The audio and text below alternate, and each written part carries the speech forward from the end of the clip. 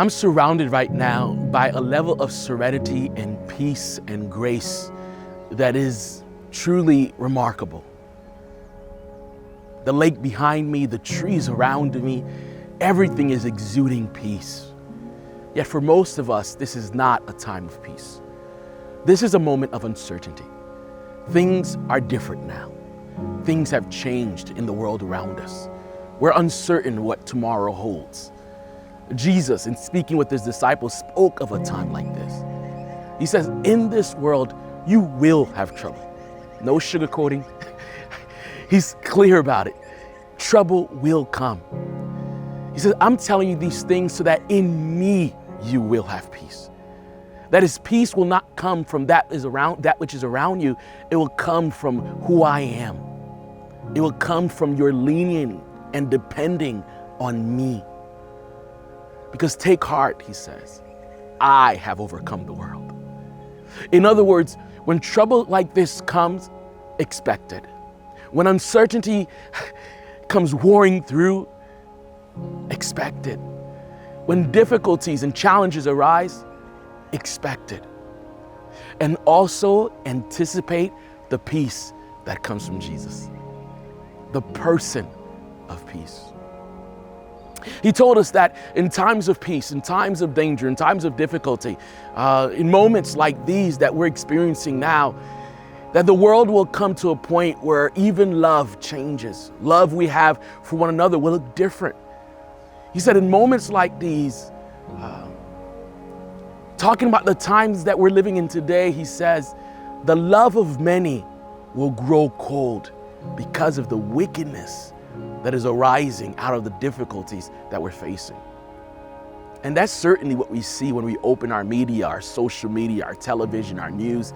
We see things that we just can't explain, how people are behaving towards each other, hoarding and just being unfair, mean, fights, quarreling with each other.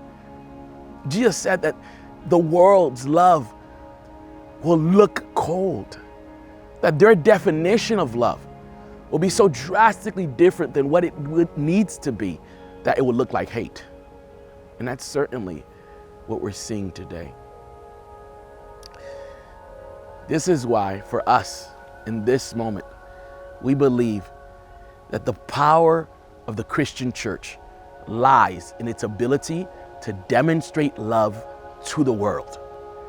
This is why for the next 6 weeks, we're dealing with this series called Love Transforms. Now more than ever, in moments of unrest, love must shine. Our love for the world, our love for one another is what is needed in times like these. So what does love look like for us as Christians? Or maybe I should say, what is love meant to look like? I think deep inside our hearts, we know that love is something that is supernatural. It's bigger than us. It's not something that naturally comes to us. We know when we're not loved. When someone is not patient with us, we say they're not loving. When someone is not kind to us, we say they're not loving us. When we see someone else being envious and proud and boastful or jealous, we say that doesn't look like love. I think it's hard for us as humans to naturally define what love is. We know what it's not. But Paul basically defines it exactly that way. He basically defines it as what we all yearn for, what we all want from one another, what we all yearn for in the world. Paul, one of the followers of Jesus, he writes in 1 Corinthians chapter 13, he says, when you're thinking of love, it's patient. Love is kind.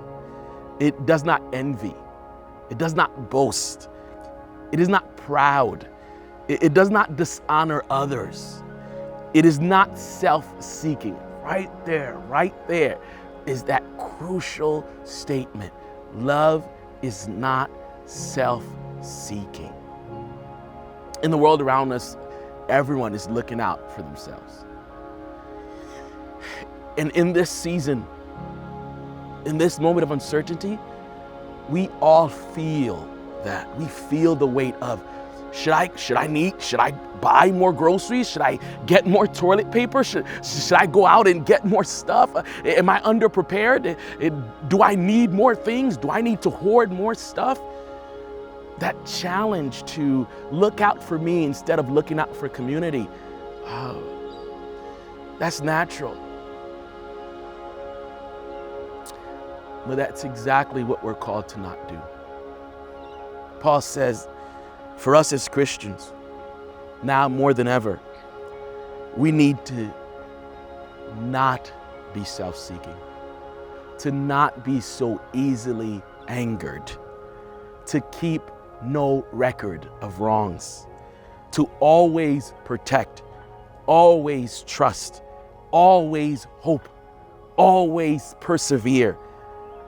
It says love never gives up. Now, more than ever, these verses seem so potent for us. Love always protect. Yeah. Love always protects. That's what we're called to do as Christians in this time, in this moment, in our communities, in your neighborhoods. We're called to protect those who can't protect themselves. And we're being told right now this coronavirus is dealing with people who have medical conditions that are pre-existent. It's dealing with the elderly, those who need us to protect them.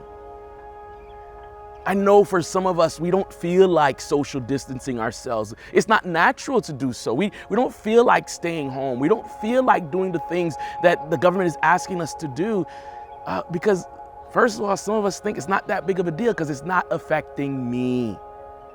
There goes the self-seeking part. It's not affecting me. But our Christian response is not to think, is it affecting me? But will my action affect someone else? And now more than ever, we're called to protect, to trust, to persevere, to not give up. And I like this one, to not be so easily angered. In times of high stress, it's very easy to look out for me, to be angry, to want my own way. And Paul says, love does not look for its own way. So, what do we do? What do we do with this? Love has to be demonstrated in order to be known. It has to be experienced in order to be seen. People have to know that it actually exists by seeing it in action. So what do we do with this? We take this concept, we take these scriptures, we take these texts and apply it to our situations that we're taking every single day starting this week. We're embarking on this new journey. We're entering into each other's homes. We're entering into virtual communities. We're about to do life together. Some of us for the first time. And things might get hectic.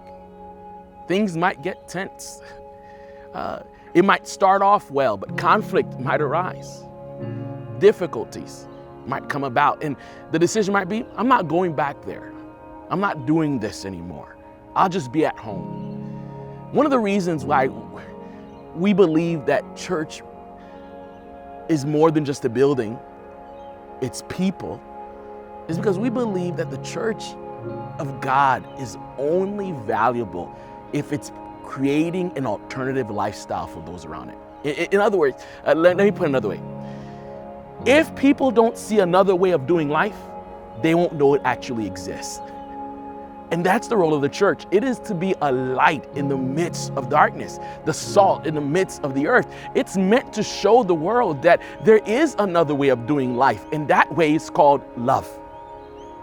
And so in our communities, in our house communities, in our virtual communities, as you embark on this journey, now is the time to show the world what love looks like. Now is the time to explain what it means to love. It's easy for me to say, just go out there and neighbor well. That's actually really good too. It's easy for me to go, do something kind for those around you. That's really good too. But you know what's the hard part is? The hard part is loving those we see every day, loving those we're in community with, loving those that we know their flaws. We know what irks us. We know what we struggle with. That's hard. And that's why Jesus said, they will know that you are my disciples if you love one another. He didn't say if you love the world. He said if you love one another. In other words, the way the love is demonstrated is by how we behave with each other. In Matthew chapter 18, he talks about what life looks like in the church when there's hurt and there's difficulty. How love can transform the community. He says in Matthew 18, verse 15, if another believer sins against you, go privately and point out the offense. If the other person listens and confesses it, you have won the person back. But if you are unsuccessful, take one or two others with you and go back again, so that everything you say may be confirmed by 2 or 3 witnesses. If the person still refuses to listen, take your case to the church. Then, if he or she won't accept the church's decision, treat that person as a pagan or a corrupt tax collector. Now, growing up, this message was used to do some pretty crazy things. It was used to kick people out of the church and to simply ignore them and walk away from them. I don't think that's what Jesus was trying to leave behind.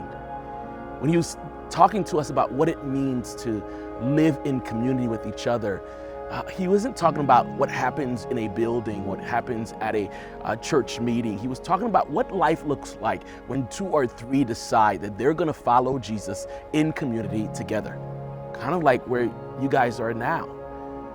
You see, the early church met in homes just like you're doing. For those of you who are meeting virtually, you're still meeting in smaller communities, and that was the picture that Jesus had in mind. But even in those smaller communities, especially in those small communities, that's where conflict can do a lot of damage. And so that's why even in our first week, we want to take some time to talk about how love is only transformative in the world around us if it transforms us as a people and if it transforms our community. You see, the steps that Jesus talked about require supernatural power. It requires the Holy Spirit. It requires our reliance on God to help us face conflict when most of us want to go away from it. Jesus says, if someone hurts you, don't grudge about it, get mad, talk to others about how they hurt you, talk about how they offended you. He doesn't say write in your journal.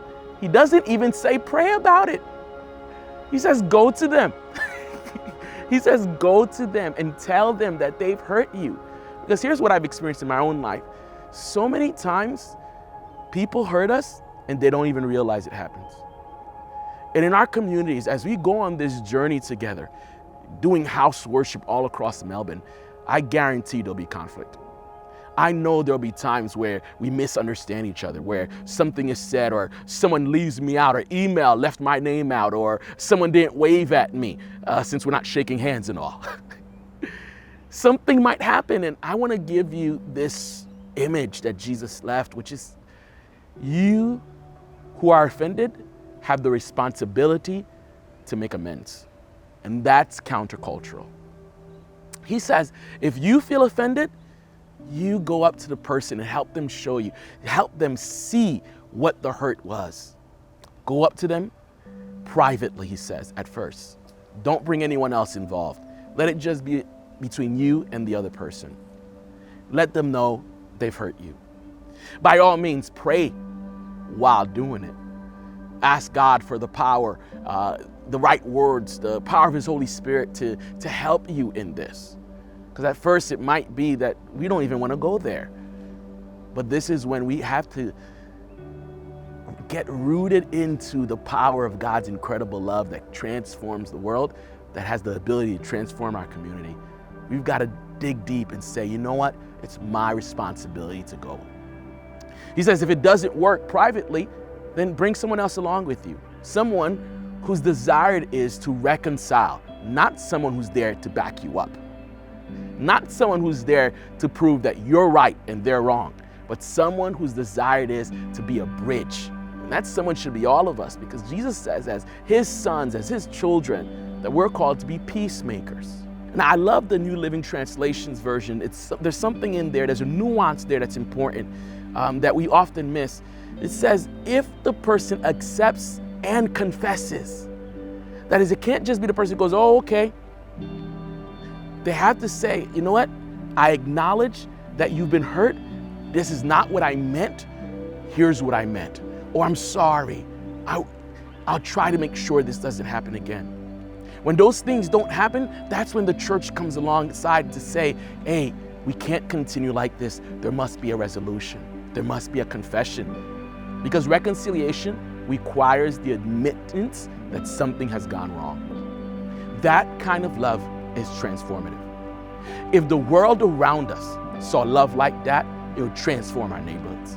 Can you imagine a world where conflict is resolved as quickly as it starts?